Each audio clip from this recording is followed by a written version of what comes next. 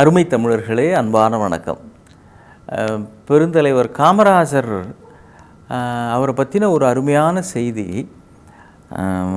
அவர்கிட்ட கேட்குறாங்க, உங்களுக்கு திடீர்னு பதவி போயிடுச்சு அப்படின்னா உங்களுக்கு என்ன மாதிரி அசௌகரியங்கள் இருக்கும் அப்படின்னு.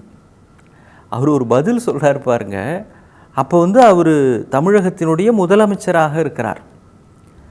அப்போ கேட்குறாங்க, திடீர்னு பதவி போயிடுச்சு அப்படின்னா உங்களுக்கு எப்படி இருக்கும் அப்படின்னு. அவர் சொல்கிறார் பாருங்க, என்ன பெரிய அசௌகரியம், இப்போ வாடகை வீட்டில் இருக்கிறேன், அதுக்கு வாடகை கொடுக்கணும், வரி கட்டணும், அப்புறம் டெல்லியில் காரிய கமிட்டி கூட்டம் அப்படின்னா விமானத்தில் போகணும், இந்த வாடகை அப்புறம் அந்த காரிய கமிட்டி கூட்டம் இதெல்லாம் போக மாதம் எனக்கு ஒரு 600 ரூபா மிஞ்சும், அப்புறம் என் ஊருக்கு கொஞ்சம் அனுப்புவேன். இனிமேல் காரிய கமிட்டி கூட்டம் அப்படின்னா காங்கிரஸ் கட்சி தான் எனக்காக டிக்கெட் ஏற்பாடு பண்ணணும்.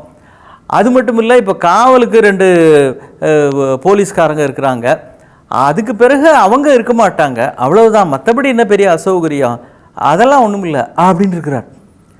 ஒரு மாநிலத்தினுடைய முதல்வராக இருக்கிறவர் ஒரு பதவி போகிறது என்பதை பற்றி கவலையே படவில்லை. எனக்கு இப்படி ஒரு நிலையா, அதெல்லாம் ஒன்றுமே கிடையாது, என்ன 2 போலீஸ் கான்ஸ்டபிள் இருப்பாங்க, அது இருக்காது, இனிமேல் காரிய கமிட்டி அவங்க தான் டிக்கெட் வாங்கினா அவ்வளவுதானே என்று ஒரு துறவிக்குரிய மனோபாவத்தோடு ஆட்சியை அவர் நடத்தி இருக்கிறார். இது ஆட்சி செய்கிறவர்களுக்கு மட்டும்தான் இல்லை, ஆசையினால் உந்தப்படுகிற ஒவ்வொரு மனிதனுக்கும் இதிலே ஒரு பாடம் இருக்கிறது, நாம் கற்றுக்க வேண்டிய விஷயம். ஏன்னா இன்றைக்கி பல ஊடகங்கள் பார்த்து நமக்கு இதை வாங்கணும், அதை வாங்கணும், அதை வாங்கணும் அப்படின்னு ஆசை அதிகமாகி கொண்டே இருக்கிறது. நம்முடைய ஆசையை ஒன்று அவங்க வளர்க்குறாங்க, அல்லது அது வளர்கிறதுக்கு நாம் அனுமதிக்கிறோம். இப்போ நாம் போட்டிருக்கிற கதர் வேட்டி கதர் சட்டைன்னு வச்சுக்கிங்களேன், திரும்ப சில விளம்பரங்களை பார்த்தோம்னா நம்மளும் அது மாதிரி போடலாமே, அப்படி விதவிதமான ட்ரெஸ் போடலாமே அப்படின்னு ஆசைப்படுவது சராசரி மனங்களினுடைய இயல்பு. விளம்பரங்கள் குளிர்பானங்கள்லாம் செய்கிறாங்களே, நீங்கள் யோசிச்சு பாருங்கள், ஒரு எருமை மாட்டு முன்னால் ஒரு அண்டா நிறைய அந்த குளிர்பானத்தை வச்சு நீங்கள் தினம் ஒரு 2 வருஷம் வைங்க, தினம் வைங்க எருவு மாட்டு முன்னால், அது வரும், மோந்து பார்த்துட்டு போயிடும், அது குடிக்காது. தனக்கு எது உடம்புக்கு ஒத்துக்குமோ அல்லது தலைமுறையாக எது பழக்கமோ அதைத்தான் அந்த எருமை மாடு செய்யும், மற்ற எல்லா உயிரினங்களும்.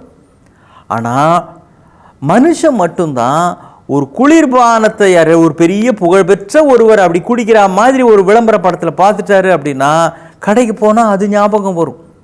நம்ம மட்டும்தான் அது நமக்கு தேவையா, உடம்புக்கு நல்லதா, நல்ல விஷயங்கள் அதில் இருக்கா, இது வீண் செலவா, இப்போ அவசியமா, இதெல்லாம் யோசிக்க மாட்டான்.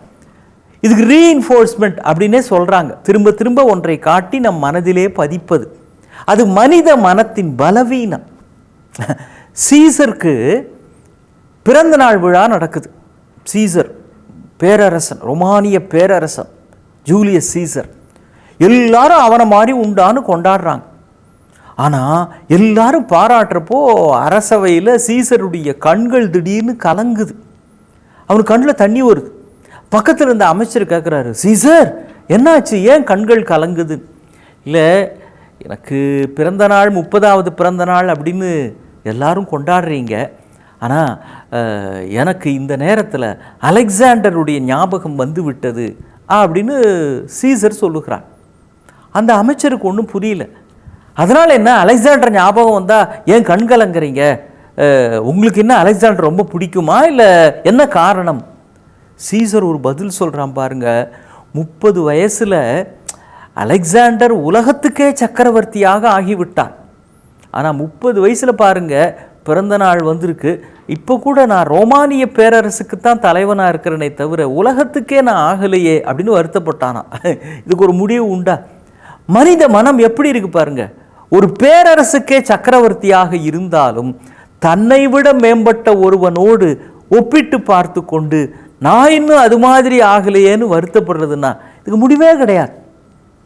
ஒரு ரோஜா தான் ரோஜாவாக இருப்பதற்காக மகிழலாம், தான் தாமரை போல் ஆகவில்லையே என்று வருத்தப்பட்டால் என்ன பயன் அப்படின்னு கண்ணதாசன் எழுதுவார்.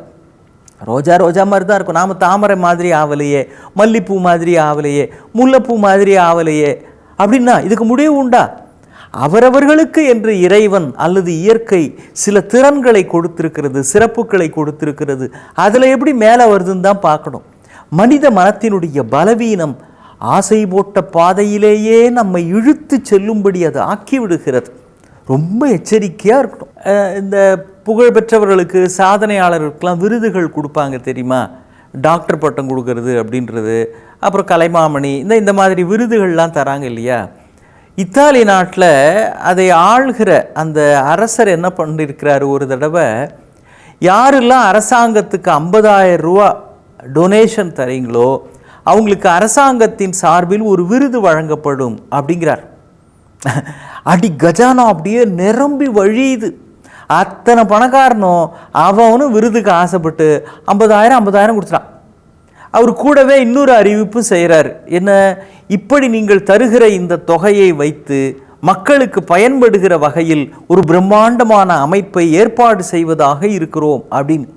சரி, நம்ம கொடுக்குற பணம் ஒரு பயனுள்ள வகையில் மக்களுக்கு பயன்பட போகுது, அதில் ஒன்றும் சந்தேகம் இல்லை அப்படின்னு கொடுத்துட்டு, இங்கே இந்த டாக்டர் பட்டம், சர் பட்டம்னு ஆங்கிலத்தில் கொடுப்பான். ஆங்கிலேயர்கள் இங்கே இருந்தப்போ சர், அப்புறம் திவான் பகதூர், இந்த மாதிரிலாம் பட்டங்கள் கொடுப்பாங்க நம்ம ஆளுங்களை ஆங்கிலேயர்கள் கவர் பண்ணுறதுக்காக.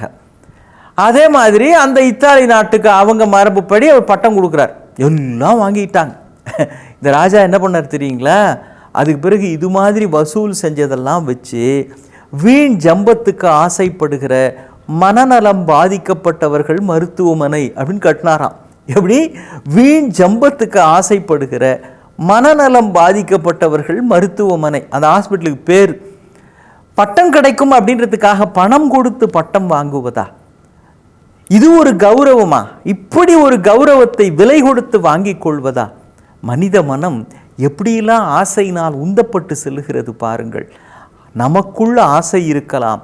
ஆசைக்குள் நாம் செல்லுகிற பொழுது வாழ்க்கையே ஆடி போடி விடுகிறது, அசைந்து போய் விடுகிறது.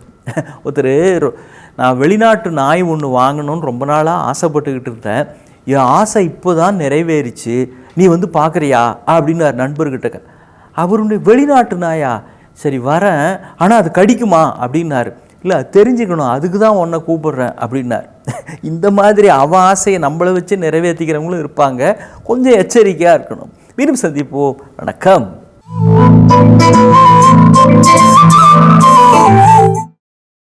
இன்னும் பல வீடியோக்களை காண சன் லைஃப் சேனலை சப்ஸ்கிரைப் பண்ணுங்க.